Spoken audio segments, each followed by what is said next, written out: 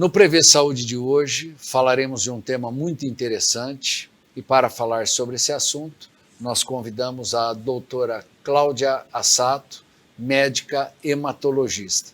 E já para começarmos o programa, doutora, eu gostaria que a senhora iniciasse falando sobre leucemia, o que é essa doença. Quando a gente escuta, todo mundo fica arrepiado de medo da leucemia. O que é esta doença, leucemia? A leucemia, José, é um câncer das células brancas do sangue, dos leucócitos. Então, ela se origina na medula óssea, que é onde reside as células brancas. Então, elas começam a se proliferar desordenadamente e acaba produzindo, então, a supressão do que era produzido normalmente na medula óssea. Então, é um câncer maligno que precisa ser tratado. Quais são os sintomas que o indivíduo portador dessa doença apresenta e que levam o médico a suspeitar desta doença? Então, como essa proliferação inibe a produção das outras células, então os sintomas estão relacionados a isso. Então, anemia, porque não há produção das células vermelhas. As plaquetas, que são elementos da coagulação, também ficam com a sua produção prejudicada. Então, você pode ter sangramentos, né, na gengiva, no nariz, em outros locais do organismo, manchas roxas na pele, pontinhos vermelhos e também infecções oportunistas relacionadas ao não combate de infecção, pois as células, os leucócitos que são responsáveis por isso estão prejudicados. Certo. Quais são os exames realizados que o médico pode ter um diagnóstico preciso e de certeza desta doença? Então, quando há suspeita dessa doença, normalmente é encaminhado por um hematologista, um oncologista, que vai fazer, além do hemograma, né, a análise da medula óssea, né? Colher um aspirado, uma biópsia de medula óssea, e vai analisar morfologicamente as células com outras tecnologias, citoquímica, imunofenotipagem, que são exames importantes que vão caracterizar o tipo de célula alterada, a sua linhagem e vão dar as características genéticas alteradas para iniciar um tratamento adequado. Esta é uma doença familiar, ou seja, alguém que tem uma pessoa na família que tem essa doença tem uma maior chance de apresentar? Não, existe uma mutação genética que ocorre ali naquele clone, mas ele não é hereditário, não passa para os filhos e também não provém de uma alteração familiar. A leucemia ela se apresenta por volta de que idade? Então, ela pode ocorrer espontaneamente em todas as faixas etárias. Que a gente tem, às vezes, alguns tipos mais comuns na infância, outros mais comuns na vida adulta e outros mais comuns nos idosos. Certo. Quais são esses tipos de leucemia, doutora?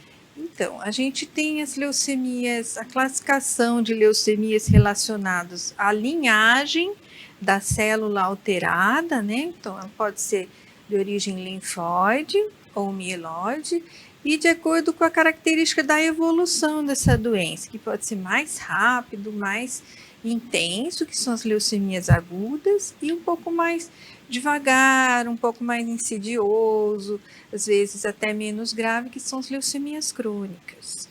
As leucemias, de uma maneira geral, têm cura, doutora? Atualmente os tratamentos evoluíram muito e a gente tem alcançado cura em diversos tipos de leucemia. No entanto, ainda é grave e você pode ter óbito nesse tratamento, porque é um tratamento intenso, de quimioterapia, muitas vezes evolui para transplante de medula óssea. Então, tem, de acordo com os tipos, alguns prognósticos melhores e outros piores. Depende também da faixa etária que acomete. Certo. A leucemia, de uma maneira geral, ela tem cura? Uma maneira geral, acho que tem um controle e alguns tipos têm cura. todas podem fazer o transplante? O transplante de medula óssea geralmente é indicado quando o tratamento convencional não foi tão eficaz. Então, às vezes, houve uma melhora, mas não houve a resolução do problema, a eliminação total das células neoplásicas, né? Então, o transplante de medula óssea halogênico, que é de uma outra pessoa, é preconizado. E pode ser feito tanto na linfocítica quanto na mieloide? Sim, tanto numa das duas, de acordo com a evolução, existem critérios para a gente indicar o transplante. Mas ele não é a primeira linha de tratamento de leucemia. Certo, é deixado por um segundo tempo, se não resolver. Na evolução, é.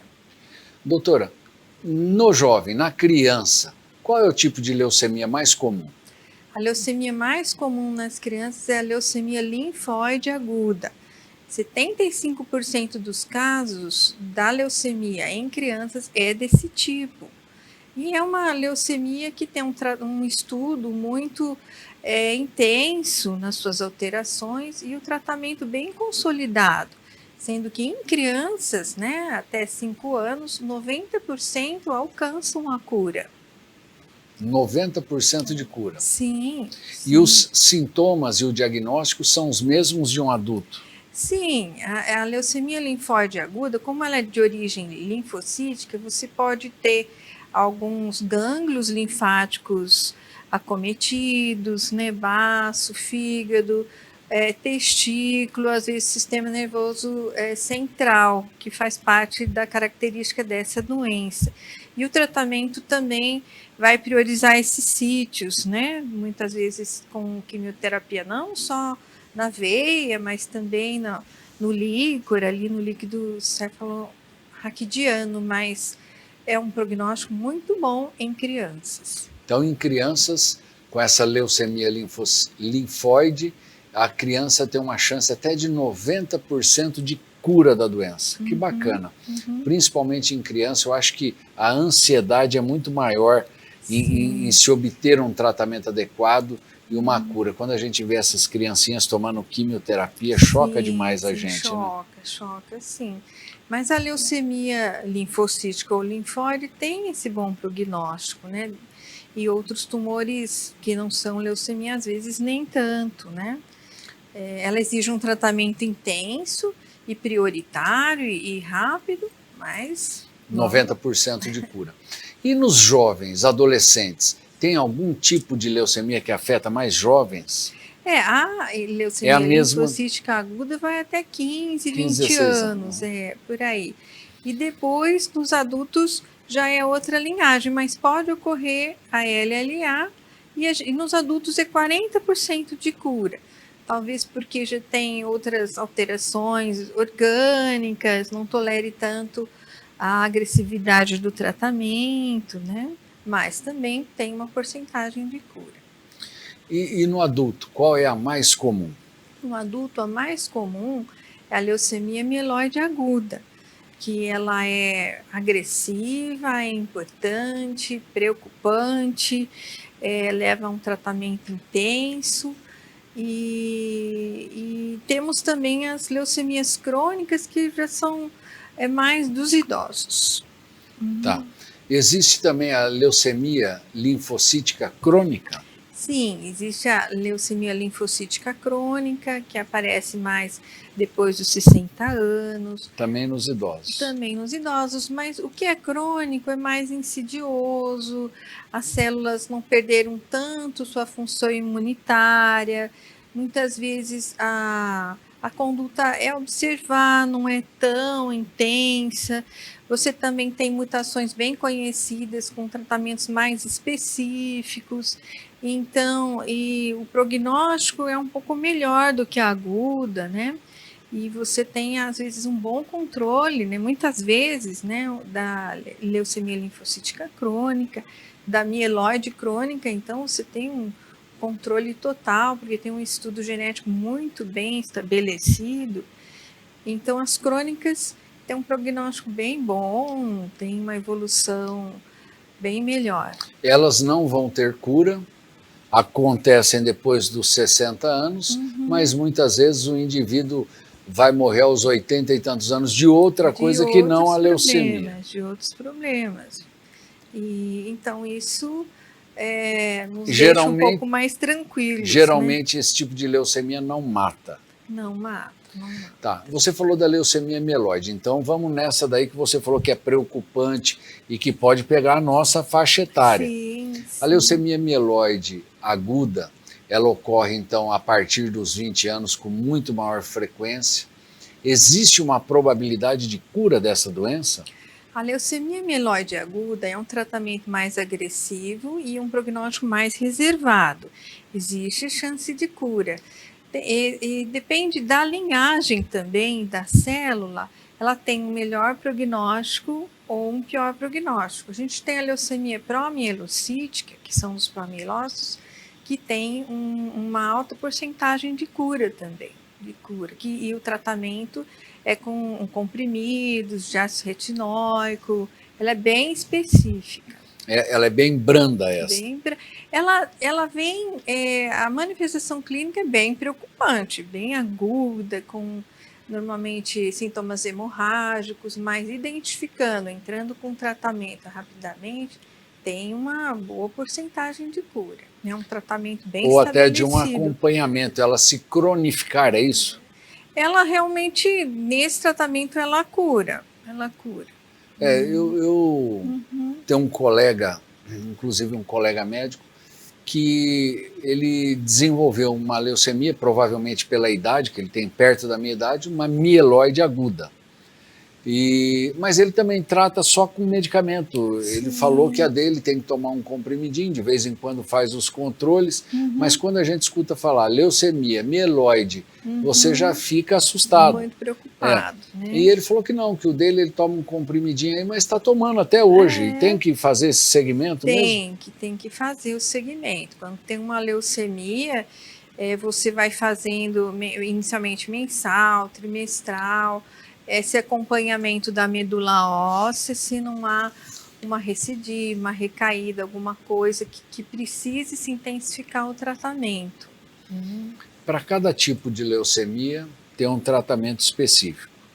Nas linfocíticas, você é obrigado a entrar com uma quimioterapia nas agudas, bem pesada.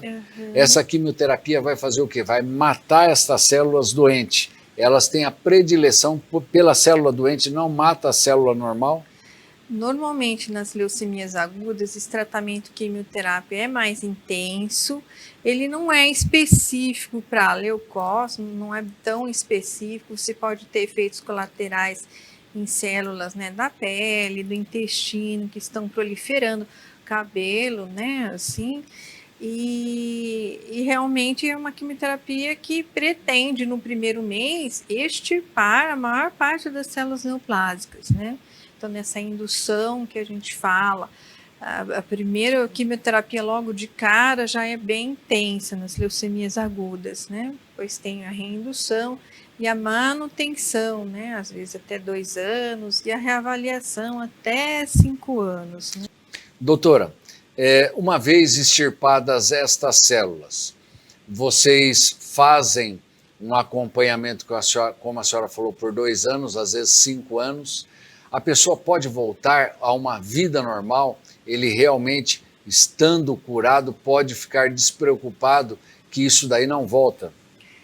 Normalmente, quando é cura, é porque depois de uns 5 anos não foi observado na medula óssea a presença dessas células neoplásicas. Daí, realmente, depois de 5 anos, é dado alta, realmente, para um acompanhamento médico normal, fora do centro oncológico, né? Principalmente a leucemia linfocítica aguda. Esses pacientes devem ter um preparo anterior com alimentação, algo que realmente possa ajudá-lo durante esses tratamentos? Sim, muitos pacientes têm algum desconforto digestivo por causa de efeitos de quimioterápicos, né? Então, normalmente orienta-se uma dieta menos agressiva, menos frituras, né? Assim, uma coisa mais natural, que não vai provocar, já é emético, né? Já dá vômitos, né? Alguma coisa às vezes mais líquida, Mas para cada paciente existe uma personalização ali de acordo com o que ele sente durante o tratamento. Certo. Doutora, a senhora falou que o principal sintoma, o que pode aparecer primeiro aí, é uma anemia naquele paciente. Então, todas as pessoas que têm anemia devem ficar atentas e realmente procurar um médico para diagnosticar ou separar uma anemia simples de uma manifestação de uma doença dessas. Sim, anemia é um termo geral para uma diminuição das células vermelhas, né? É raro ter a leucemia é um câncer, então ele é raro, mais raro. Você tem mais comum outras anemias, né? Anemia por falta de ferro, por exemplo, uma menstruação hemorrágica, né? Uma atrofia gástrica. Então você tem anemias mais frequentes por diminuição das vitaminas ou perdas hemorrágicas na população. Então aí é importante tratar, porque o sangue ele transporta oxigênio, que é a energia da célula, né? Então quando a pessoa está com anemia, ela fica mais indisposta, mais paradinha ali. Então todas as anemias devem ser abordadas, sendo que a leucemia realmente é mais rara no grupo das anemias, né? Mas nem toda anemia, não é porque você tem uma anemia e que vai virar leucemia, isso não existe. A leucemia é um câncer, não tem a ver com outros tipos de anemia. A senhora falou que, por último, tenta-se um transplante de medula óssea. Como que é isso? Como se faz o transplante? Toda pessoa pode ser doadora? Para você receber a doação, você tem que ter uma compatibilidade muito grande com a pessoa que te doou? Sim, então, o transplante de medula óssea, quando então, o pessoal, os médicos acham que é a solução para a leucemia, deve ser o transplante alogênico de outra pessoa, porque a própria célula, ela está adoentada, né? Então tem que ser o alogênico. Então depende da doação das outras pessoas, né? De pessoas que diferentes do mundo para que essa pessoa se cure, né? Agora, o que acontece na leucemia? Então, a leucemia é o câncer dos glóbulos brancos, dos leucócitos. Os leucócitos, eles carregam consigo o complexo de histocompatibilidade principal, que são antígenos que identificam o que é do corpo e o que não é do corpo. Entendeu? Então, os leucócitos, esses que estão doentes, né, eles que classificam, olha, não, essa pele é do meu corpo, esse rim é do meu corpo e tudo. E o que acontece no transplante? Eu vou eliminar esses leucócitos, que são essas células que identificam o que é do corpo e não, e colocar os leucócitos de outra pessoa. Então, esses leucócitos, eles têm que ter, então, esse HLA, esses antígenos de histocompatibilidade, muito parecidos, quase 100% próximos daquela pessoa, porque senão esses leucócitos enxertados no transplante vão identificar o corpo daquela pessoa como estranho e dar reações de enxerto versus hospedeiro. Desse jeito, então, desse modo, o transplante só ocorre quando você encontra um doador HLA 100% compatível, né? Que aí então você vai ter sucesso naquilo.